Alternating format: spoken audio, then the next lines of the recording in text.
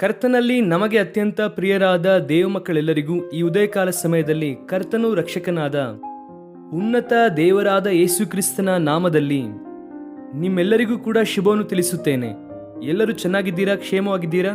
ಕಳೆದ ರಾತ್ರಿ ದೇವರು ನಮಗೆ ಒಳ್ಳೆಯ ವಿಶ್ರಾಂತಿಯನ್ನು ಅನುಗ್ರಹಿಸಿ ಈ ಉದಯಕಾಲ ಸಮಯದಲ್ಲಿ ದೇವರನ್ನು ಹುಡುಕುವವರನ್ನಾಗಿ, ಆತನ ಸನ್ನಿಧಿಯಲ್ಲಿ ಪ್ರಾರ್ಥಿಸುವವರನ್ನಾಗಿ, ಆತನ ವಾಕ್ಯವನ್ನು ದೃಷ್ಟಿಸುವವರನ್ನಾಗಿ ಕೃಪೆಯನ್ನು ದೇವರು ಅನುಗ್ರಹಿಸಿದ್ದಾರೆ. ಅದಕ್ಕಾಗಿ ದೇವರ ನಾಮಕ್ಕೆ ಮಹಿಮೆ ಉಂಟಾಗಲಿ. ಪ್ರತಿದಿನವೂ ಕೂಡ ನಮ್ಮ ಜೀವಿತದಲ್ಲಿ ನಾವು ಕಳೆಯುತ್ತಾ ಇದ್ದೇವೆ ಅಂದರೆ ಅದು ಕೇವಲ ದೇವರ ಕೃಪೆ ಮಾತ್ರವೇ. ನಮ್ಮ ಶಕ್ತಿ, ನಮ್ಮ ಬಲ, ನಮ್ಮ ಜ್ಞಾನ ಯಾವುದೂ ಇಲ್ಲ. ಕೇವಲ ದೇವರ ಕೃಪೆಯ ಮೂಲಕ ಪ್ರತಿದಿನ ದೇವರು ನಮಗೆ ಕೊಡುತ್ತಾ ಇದ್ದಾರೆ, ಆತನ ಮಹಿಮೆಗೋಸ್ಕರ ಜೀವಿಸುವುದಕ್ಕೋಸ್ಕರವಾಗಿ. ದೇವರ ವಾಕ್ಯದಲ್ಲಿ ಎಷ್ಟೋ ವಾಗ್ದಾನ ಬರೆಯಲ್ಪಟ್ಟಿದೆ.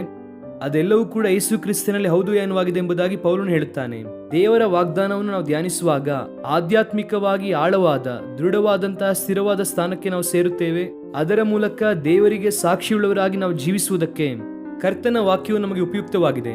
ಈ ದಿನ ದೇವರ ವಾಗ್ದಾನಕ್ಕಾಗಿ ಎದುರು ನೋಡುತ್ತಾ ಇದ್ದೀರಾ ಅಲ್ವಾ? Okay, Bible ತೆಗೆಯೋಣ. 40ನೇ ಕೀರ್ತನೆ 11ನೇ ವಾಕ್ಯ, Psalm 40 and verse 11. ಯೆಹೋವನೇ, ನೀನಂತೂ ನಿನ್ನ ಕರುಣೆಯನ್ನು ನನ್ನಿಂದ ಅಗಲಿಸಬೇಡ. ನಿನ್ನ ಕೃಪಾ ಸತ್ಯತೆಗಳು ನನ್ನನ್ನು ಯಾವಾಗಲೂ ಕಾಪಾಡಲಿ. Withhold not you your tender mercies from me, O Lord. Let your loving kindness and your truth continually preserve me. ಬಹಳ ಸುಂದರವಾದ ಮಾತು. ನಿನ್ನ ಕರುಣೆಯನ್ನು ನನ್ನಿಂದ ಅಗಲಿಸಬೇಡ.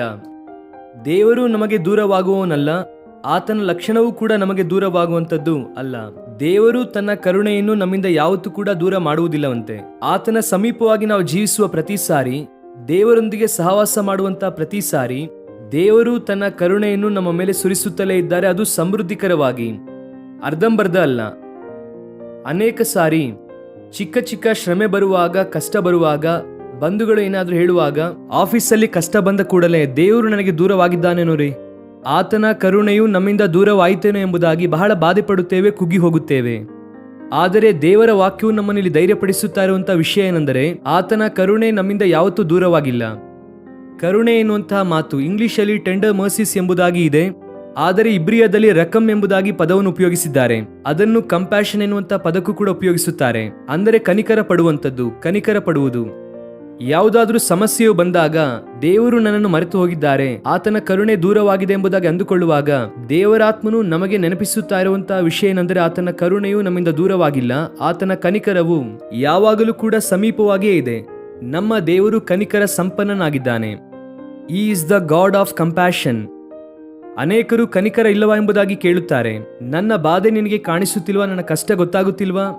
ನನ್ನ ಮೇಲೆ ಕನಿಕರ ಇಲ್ಲವಾ ಎಂಬುದಾಗಿ ಅನೇಕರು ಕೇಳುತ್ತಾರೆ. ದೇವರು ಕನಿಕರ ಸಂಪನ್ನನು. ತನ್ನ ಪ್ರಜೆಗಳು ಬಾಧೆ ಪಡುವುದನ್ನು ಆತನು ನೋಡುವುದಕ್ಕೆ ಇಷ್ಟಪಡುವುದಿಲ್ಲ. ಅವರನ್ನು ಬಿಡಿಸಬೇಕೆಂದು, ಅವರನ್ನು ಮೇಲೆತ್ತಬೇಕೆಂದು ದೇವರು ಕೋರುತ್ತಾರೆ.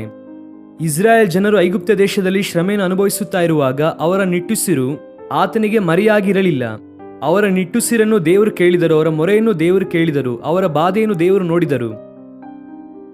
ಆದ್ದರಿಂದಲೇ ಅವರನ್ನು ಬಿಡಿಸುವುದಕ್ಕೋಸ್ಕರ ಮೋಶೆಯನ್ನು ಆರಿಸಿಕೊಂಡು, ಮೋಶೆಯನ್ನು ದೇವರು ಸಿದ್ಧಪಡಿಸಿ ಐಗುಪ್ತದ ದಾಸತ್ವದಿಂದ ದೇವರು ಆಚೆ ಕರೆತಂದರು. ಫರೋಹನ ಕೈಯಿಂದ ದೇವರು ಆಚೆ ಕರೆತಂದರು. ಎಷ್ಟು ಉನ್ನತನಾದ ದೇವರು ಆತನು! ನಿನ್ನ ಮೇಲೆ ಕನಿಕರ ಹೊಂದಿರುವಂತಹ ದೇವರು, ನಿನ್ನ ಕುರಿತಾಗಿ ಕರುಣೆ ತೋರಿಸುವಂತಹ ದೇವರು ಆತನು. ನಿನ್ನನ್ನು ಹಾಗೆ ಕೈ ಬಿಡುವುದಿಲ್ಲ.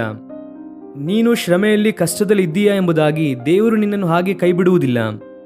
ಆ ದಿನ ಒಳ್ಳೆಯ ಸಮಾರ್ಯನು ಗಾಯಗೊಂಡಿದ್ದಂಥ ವ್ಯಕ್ತಿಯನ್ನು ಯಾವ ರೀತಿಯಾಗಿ ಕೈಕೊಟ್ಟು ಮೇಲೆ ಎತ್ತಿದನೋ, ಯಾಜಕನು ದಾಟಿ ಹೋದಾಗ, ಲೇವಿಯನ್ನು ದಾಟಿ ಹೋದಾಗ ಒಳ್ಳೆಯ ಸಮಾರ್ಯನು ಆ ಪ್ರಾಂತ್ಯಕ್ಕೆ ಬಂದು ಆ ಬಿದ್ದು ಹೋದಂಥ ವ್ಯಕ್ತಿಯ ಬಳಿಗೆ ಬಂದು ಅವನ ಮೇಲೆ ಕನಿಕರ ಪಟ್ಟು ಆತನನ್ನು ತನ್ನ ವಾಹನದ ಮೇಲೆ ಕೂರಿಸಿ ಅವನನ್ನು ತನ್ನ ಮನೆಗೆ ಅವನು ಕರೆದುಕೊಂಡು ಹೋಗಿ ಪ್ರತಿ ವಿಷಯದಲ್ಲೂ ಕೂಡ ಶ್ರದ್ಧೆ ವಹಿಸಿ ಆನಂತರವಾಗಿ ಆತನಿಗೆ ಬೇಕಾದದ್ದೆಲ್ಲವನ್ನು ಕೂಡ ನೋಡಿಕೊಂಡು ಆ ಛತ್ರದವನಿಗೆ ನೋಡಿಕೊಳ್ಳುವುದಕ್ಕೆ ಬೇಕಾದ ಹಣವನ್ನು ಕೊಟ್ಟು ಆತನು ಮರಳಿ ಬರುತ್ತೇನೆ, ಬಾಕಿ ಏನಾದರೂ ಇದ್ದರೆ ನಾನು ತೀರಿಸುತ್ತೇನೆ ಎಂಬುದಾಗಿ ಅವರು ತನ್ನ ಮೇಲೆ ಬಾಧ್ಯತೆಯನ್ನು ವಹಿಸಿಕೊಂಡರಲ್ಲ.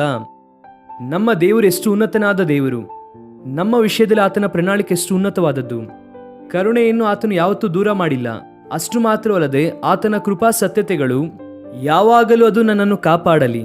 ಯಾವಾಗಲೂ ಎನ್ನುವಂಥ ಪದ ಇದೆಯಾ ಅಥವಾ ಆಗಾಗ್ಗೆ ಎನ್ನುವಂಥ ಪದ ಇದೆಯಾ? ದೇವರು ಕೆಲವು ಸಂದರ್ಭದಲ್ಲಿ ಮಾತ್ರ ನಮ್ಮನ್ನು ಕಾಪಾಡುತ್ತಾರಾ? ಭಾನುವಾರ ಮಾತ್ರವೇ ದೇವರ ಆಲಯದಲ್ಲಿದ್ದಾಗ ಮಾತ್ರ ದೇವರು ಕಾಪಾಡುತ್ತಾರೆ, ಬೇರೆ ಎಲ್ಲೇ ಇದ್ದರೂ ಕೂಡ ಕಾಪಾಡುವುದಿಲ್ಲ ಎಂಬುದಾಗಿ ಇದೆಯಾ? ಕಂಟಿನ್ಯೂಯಲಿ ಎಂಬುದಾಗಿ ಆ ಪದ ಅಲ್ಲಿ ಉಪಯೋಗಿಸಲ್ಪಟ್ಟಿದೆ. God will preserve you continuously. ಆತನಿಗೆ ಜೀವಿತವನ್ನು ಒಪ್ಪಿಸಿಕೊಟ್ಟಿರುವುದರಿಂದ, ದೇವರೇ ನೀವೇ ನನಗೆ ಜೊತೆಗಾರ, ನೀವೇ ನನ್ನ ಬೋಧಕನು, ನನ್ನ ನಾಯಕನು, ನನ್ನ ನಡೆಸುವಂತ ದೇವರು ನೀವೇ. ನಾನು ನಿನ್ನ ಮೇಲೆ ಆಶೆಯನ್ನು ಹೊಂದಿದ್ದೇನೆ ದೇವ. ಲೋಕ ಸಂಬಂಧವಾದ ಅನುಭವವನ್ನು ಪಕ್ಕದಲ್ಲಿಟ್ಟು, ಲೋಕ ಸಂಬಂಧವಾದ ವ್ಯಕ್ತಿಯನ್ನು ಪಕ್ಕದಲ್ಲಿಟ್ಟು, ಅಯ್ಯ ನಿನ್ನನ್ನೇ ಆಧಾರವಾಗಿ ಮಾಡಿಕೊಂಡಿದ್ದೇನೆ ಎಂಬುದಾಗಿ ಯಾವಾಗ ದೇವರಿಗೆ ಹೇಳುತ್ತೀಯ, ಆಗಲೇ ನಿನ್ನನ್ನು ಆತನು ಗಟ್ಟಿಯಾಗಿ ಹಿಡಿದುಕೊಳ್ಳುತ್ತಾನೆ. ಯಾವಾಗಲೂ ನಿನ್ನ ಕೈ ಬಿಡುವ ದೇವರಲ್ಲ ಆತನು, ಯಾವತ್ತೂ ನಿನ್ನನ್ನು ಮರೆತು ಹೋಗುವ ದೇವರಲ್ಲ. ಆತನು ಯಾವಾಗಲೂ ಕೂಡ ನಿನ್ನನ್ನು ಕಾಪಾಡುವ ಆತನು. ಯಾಕಂದರೆ ಈ is full of grace and truth. ಆತನು ಕೃಪಾ ಸತ್ಯತೆಯನ್ನು ಹೊಂದಿರುವಂತಹ ದೇವರು. ದೇವರ ಕೃಪಾ ಸತ್ಯತೆಯು ಯಾವಾಗಲೂ ಕೂಡ ನಮ್ಮನ್ನು ಕಾಪಾಡುತ್ತದೆ. ಕರ್ತನಲ್ಲಿ ಪ್ರಿಯರೇ, ಒಂದು ಅನಾರೋಗ್ಯ ಬಂದಿದೆ ಎಂಬುದಾಗಿ ದಿನ ಬಾಧೆ ಪಡುತ್ತಾ ಇದ್ದೀರಾ? ಡಾಕ್ಟರ್ಸ್ ರಿಪೋರ್ಟು ನೆಗೆಟಿವ್ ಆಗಿದೆ ರೀ, ಏನು ಮಾಡಬೇಕು ಅರ್ಥವಾಗುತ್ತಿಲ್ಲ. ಬಂಧುಗಳೆಲ್ಲರೂ ಕೂಡ ನಮ್ಮನ್ನು ಬಿಟ್ಟು ಹೋಗಿದ್ದಾರೆ. ಕುಟುಂಬ ಸದಸ್ಯರು ಯಾರು ಕೂಡ ಕನಿಷ್ಠ ನಮ್ಮನ್ನು ತಿರುಗಿಯೂ ನೋಡುತ್ತಿಲ್ಲ. ನನಗೆ ಎಲ್ಲ ಚೆನ್ನಾಗಿದ್ದಾಗ ಎಲ್ಲರೂ ಕೂಡ ನನ್ನ ಸುತ್ತಲೂ ಇದ್ದರು, ಎಲ್ಲರೂ ನನ್ನಿಂದ ಆಶೀರ್ವದಿಸಲ್ಪಡುತ್ತಾ ಇದ್ದರು. ಈಗ ನನ್ನ ಹತ್ರ ಏನು ಇಲ್ಲದೆ ಇರುವಾಗ ಯಾರು ಕೂಡ ನನ್ನನ್ನು ಕನಿಷ್ಠ ಅವರು ದೃಷ್ಟಿಸಿ ಕೂಡ ನೋಡುತ್ತಾ ಇಲ್ಲ ಎಂಬುದಾಗಿ, ಒಂದು ಫೋನ್ ಕಾಲ್ ಕೂಡ ಅವರು ಮಾಡುತ್ತಾ ಇಲ್ಲ ರೀ ಎಂಬುದಾಗಿ ತೀವ್ರವಾದ ನಿರಾಶೆ ಬಾಧೆಯಲ್ಲಿ ಉದಯಕಾಲ ಸಮಯದಲ್ಲಿ ಇದ್ದೀಯಾ? ದೇವರು ನಿನ್ನೊಂದಿಗೆ ಮಾತನಾಡುತ್ತಾ ಇದ್ದಾರೆ. ಆತನ ಕರುಣೆ ನಿನ್ನಿಂದ ದೂರವಾಗಿಲ್ಲ. ನಿನ್ನ ಬಂಧುಗಳು ನಿನಗೆ ದೂರವಾಗಿರಬಹುದೇನೋ, ಸ್ನೇಹಿತರು ನಿನಗೆ ದೂರವಾಗಿರಬಹುದೇನೋ, ಹಣ ದೂರವಾಗಿರಬಹುದೇನೋ, ಆದರೆ ದೇವರ ಕರುಣೆಯು ನಿನಗೆ ದೂರವಾಗಿಲ್ಲ. ಆ ಕರುಣೆಯು ನಿನಗೆ ಇದ್ದರೆ ಸಾಕು. ದೇವರು ಮತ್ತೆ ನಿನ್ನನ್ನು ರಿಸ್ಟೋರ್ ಮಾಡುತ್ತಾರೆ. ಆತನು ಒದಗಿಸುವಂತಹ ದೇವರು ನಿನ್ನನ್ನು ನಿಲ್ಲಿಸುತ್ತಾರೆ. ಎಲ್ಲಿ ನೀನು ತಲೆ ತಗ್ಗಿಸುವ ಹಾಗೆ ನಿಂತಿದ್ದೀಯೋ ಅಲ್ಲೇ ದೇವರು ನಿನ್ನ ತಲೆಯನ್ನು ಎತ್ತಿ ಅನೇಕರಿಗೆ ಸಾಕ್ಷಿಯಾಗಿ ನಿಲ್ಲಿಸುವುದಕ್ಕೆ ಶಕ್ತರಾಗಿದ್ದಾರೆ. ನಿನ್ನನ್ನು ನೋಡುವವರೆಲ್ಲರೂ ಕೂಡ ಇವರ ದೇವರು ಇವರ ಪರವಾಗಿ ಇದ್ದಾರೆ ಎಂಬುದಾಗಿ ಖಚಿತವಾಗಿ ಒಪ್ಪಿಕೊಳ್ಳುತ್ತಾರೆ. ಅಂತಹ ಸ್ಥಿತಿಯನ್ನು ದೇವರು ನಿನ್ನ ಜೀವಿತದಲ್ಲಿ ದಯಪಾಲಿಸುತ್ತಾರೆ. Praise the lord. ಪ್ರಾರ್ಥನೆ ಮಾಡೋಣ. ಪ್ರೀತಿಯುಳ್ಳ ತಂದೆ, ನಿಮ್ಮ ಕರುಣೆಯನ್ನು ನಮ್ಮಿಂದ ದೂರ ಮಾಡದೆ, ನಿಮ್ಮ ಕೃಪಾ ಸತ್ಯತೆಯಿಂದ ಯಾವಾಗಲೂ ಕೂಡ ನಮ್ಮನ್ನು ಕಾಪಾಡುತ್ತಾ ಇರುವುದಕ್ಕೆ ನಿಮಗೆ ವಂದನೆಯನ್ನು ನಾವು ಸಲ್ಲಿಸುತ್ತೇವೆ. ನಮ್ಮ ಪ್ರಿಯರು ಈ ದಿನ ಯಾರ್ಯಾರು ಎಲ್ಲದಕ್ಕೂ ದೂರವಾಗಿದ್ದಾರೋ, ಕರ್ತನೆ ಅವರನ್ನು ಬಲಪಡಿಸಿದ್ದಕ್ಕಾಗಿ ವಂದನೆ. ನಮ್ಮನ್ನು ಏನೇ ಬಿಟ್ಟರೂ ಬಿಡದೆ ಹೋದರು, ಯಾರೇ ನಮ್ಮಿಂದ ದೂರವಾದರೂ ದೂರವಾಗದೇ ಇದ್ದರು, ನಿಮ್ಮ ಕರುಣೆಯು ಯಾವಾಗಲೂ ನಮ್ಮ ಸಮೀಪವಾಗಿ ಇರುತ್ತದೆ. ಅದಕ್ಕಾಗಿ ನಿಮಗೆ ಸ್ತೋತ್ರ. ಕರ್ತನೆ, ನಿಮ್ಮ ಕೃಪಾ ಸತ್ಯತೆಯಿಂದ ನಮ್ಮನ್ನು ಕಾಪಾಡುವಂತ ದೇವರಾಗಿದ್ದರೆ ಅದಕ್ಕಾಗಿ ನಿಮಗೆ ವಂದನೆ ಸಲ್ಲಿಸುತ್ತಾ, ನಮ್ಮ ಪ್ರಿಯರೆಲ್ಲರನ್ನೂ ಕೂಡ ನೀವೇ ಬಲಪಡಿಸಿ ಧೈರ್ಯಪಡಿಸಿರಿ. ಅನಾರೋಗ್ಯದಲ್ಲಿರುವವರನ್ನು ಸ್ವಸ್ಥಪಡಿಸಿರಿ ಅಪ್ಪ. ಗಾಯ ಹೊಂದಿದಂತ ನಿಮ್ಮ ಕರಗಳಿಂದ ಅವರನ್ನು ಸ್ಪರ್ಶಿಸಿರಿ ಅಪ್ಪ. ಒಳಿತಿನಿಂದ ಅವರನ್ನು ತುಂಬಿಸಿರಿ. ಕಷ್ಟ ಇಕ್ಕಟ್ಟಿನಲ್ಲಿರುವವರನ್ನು ಬಿಡಿಸಿರಿ. ಆರ್ಥಿಕ ಸಂಕಷ್ಟದಲ್ಲಿರುವವರನ್ನು ಮೇಲೆತ್ತಿರಿ. ನಿಮ್ಮ ಆಶೀರ್ವಾದವನ್ನು ಕಾಣುವಂತೆ ಸಹಾಯ ಮಾಡಿರಿ. ಸ್ತುತಿ, ಘನ, ಮಾನ, ಮಹಿಮೆ ನಿಮಗೆ ಮಾತ್ರ ಸಲ್ಲಿಸುತ್ತಾ ಯೇಸು ಕ್ರಿಸ್ತನ ನಾಮದಲ್ಲಿ ಬೇಡಿ ಹೊಂದಿಕೊಳ್ಳುತ್ತೇವೆ ನಮ್ಮ ತಂದೆಯೇ. Amen. God bless you dear friends. Have wonderful day.